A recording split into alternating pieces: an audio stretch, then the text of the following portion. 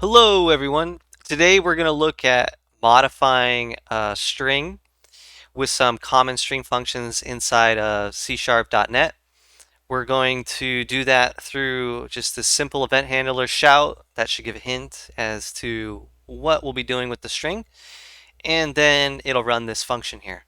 So first let's look at the split function.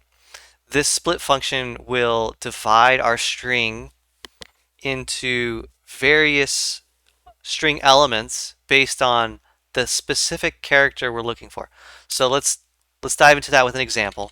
So the return value is going to be a string array. So I'm setting up the return value I'm setting up a data variable that's going to accept the return value of input text here. And we're going to split this guy.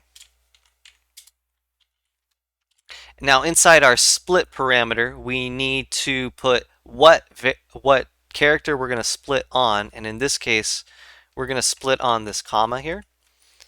And it's going to eliminate the comma, so the comma will no longer be part of any string. And then everything before the comma becomes its own value in this array. And then everything after the comma, including this white space here, will also be its own value in the array. So it's going to be an array of 2. And that gets us to a very simple way to use the split function. This split function is very useful working with data in the real world. CSV files are very common ways to collect data from various sources, the internet, and projects that you'll be working on. So this is a nice function to be aware of. Now let's read through our string array.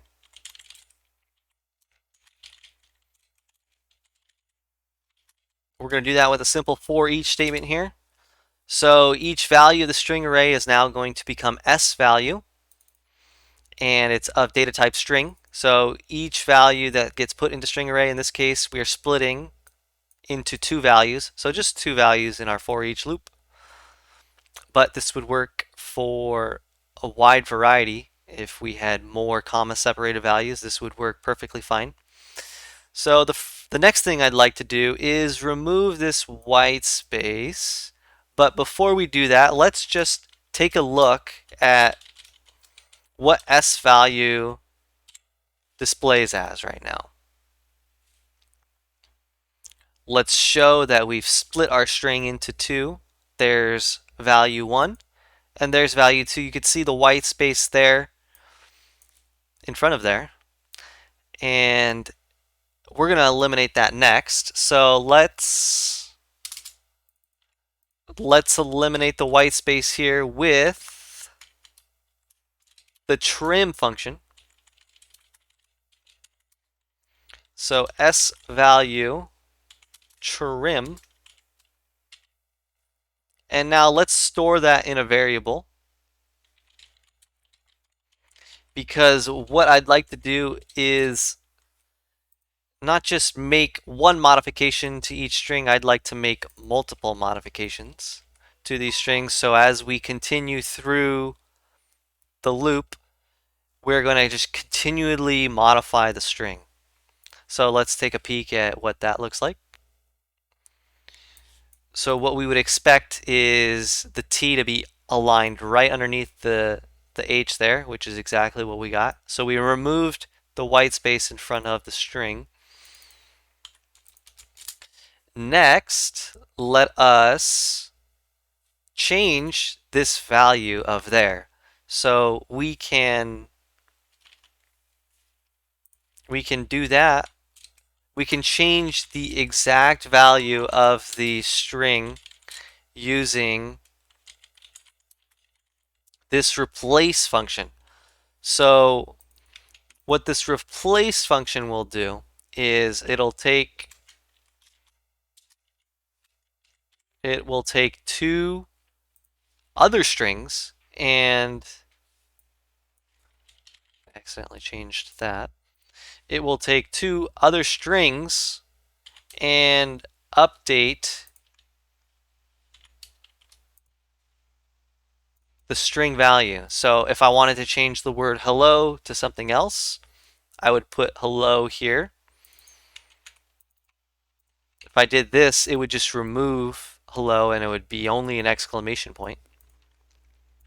But here, let's change the word there to the word world. And let's display the replaced value. So here we're modifying string value, we're trimming it, we're saving it into trim value, and then we're modifying that trimmed value to be replaced value, and then we're displaying it. So let's make sure this works as intended. Hello, world. Nice. And now for the finale, let's make it shout. So the last thing I'd like to do is convert these characters, and now this will impact both strings. You'll notice that earlier the trim function did nothing to hello, and it also did nothing here. So that's a added benefit and something to be aware of. Sometimes it may not be what you want, but this trim function does nothing if there's nothing to trim. In the case of the hello exclamation point, there was nothing to trim, so it trimmed nothing. Same with the replace function. It looked for the word there and found nothing, so it did nothing. But in this case, the there was updated on the second string value of the string array and became world with an exclamation point there.